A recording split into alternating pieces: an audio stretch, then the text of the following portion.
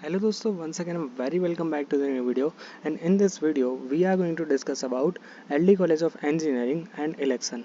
अब यहाँ पर आप बोलोगे कि सर ये आप यहाँ पर कौन सा टॉपिक को कहाँ पर कंपेयर कर रहे हैं और कहाँ इलेक्शन की बात होती है और कहाँ इंजीनियरिंग की बात होती है। दोनों बहुत दूर दूर है, तो आप ये क्या बात कर रहे हो। तो जो स्टूडेंट्स अहमदाबाद से है वो यहाँ पर तुरंत पकड़ लेंगे, बट जो स्टूडेंट यहाँ से अहमदाबाद से नहीं है उसको थोड़ा सा ये कन्फ्यूजिंग लगेगा। बट दोस्तों मैंने यहाँ पर सोच समझ कर कि ये पॉइंट लिखा है कि LD college of engineering and election.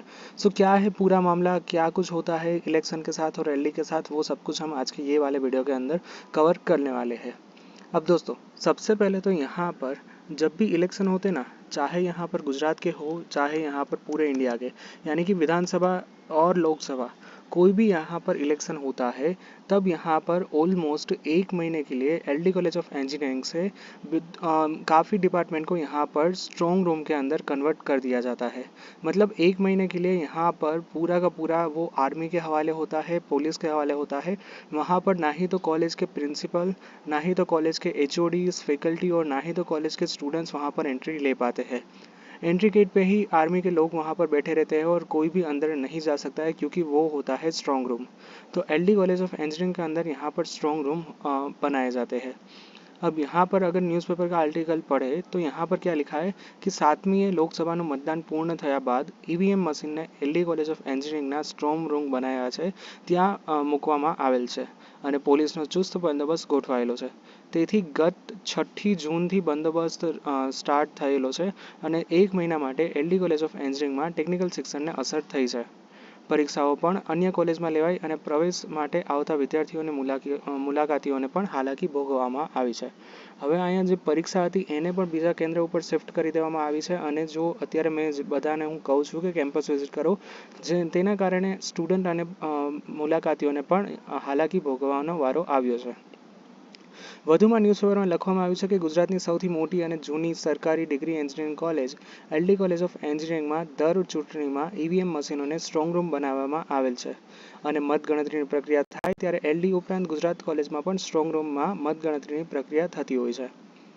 LD college ચૂંટણીને લઈને ચૂંટણી પંચ હેઠળ પોલીસ બંદોબસ્ત હેઠળ આવી જાય છે અને ટેકનિકલ શિક્ષણને પણ અસર થાય છે। ડિગ્રી એન્જિનિયરિંગના બીજા, ચોથા અને છઠ્ઠા સેમેસ્ટરની ટર્મ હજી 25મી સુધી ચાલવાની છે। હાલ કોલેજમાં કેટલાક વિભાગોને સ્ટ્રોંગ રૂમ બનાવવામાં આવ્યા છે, તેના કારણે ભણતર પર અસર થવામાં આવે છે। ઉપરાંત તાજેતરમાં છઠ્ઠા સેમેસ્ટરની પ્રેક્ટિકલ પરીક્ષા તથા થિયરીની પરીક્ષા પણ અન્ય 2 કોલેજમાં લેવી પડી હતી, જેથી વિદ્યાર્થીઓને સાયન્સ સિટી સુધી અને આંબાવાડીની પોલિટેકનિક કોલેજમાં પરીક્ષા આપવા જવું પડ્યું હતું। LD કોલેજની એન્જિનિયરિંગ કોલેજમાં 6ઠી સુધી ચુસ્ત બંદોબસ્ત રહેવાનો છે। ત્યારે લગભગ એક મહિના માટે LD કોલેજમાં પોલીસ દ્વારા સ્ટ્રોંગ રૂમની સુરક્ષાને લઈને રસ્તાઓ કોર્ડન કરાયેલા છે। કેટલાક વિસ્તારોમાં વાહન માટે પણ પ્રતિબંધ મુકાયો છે। ત્યારે LD કોલેજમાં કેમ્પસમાં જ એડમિશન કમિટીનું બિલ્ડિંગ હોવાથી હેલ્પ સેન્ટર પણ ત્યાં છે। ત્યારે હાલ પ્રવેશ પ્રક્રિયા માટે આવતા વિદ્યાર્થીઓ અને વિદ્યાર્થીઓના પેરેન્ટ્સને પણ હાલાકી થઈ રહી છે અને પ્રોફેસર પણ વાહનો અન્ય જગ્યાએ મૂકીને આવવું પડે છે।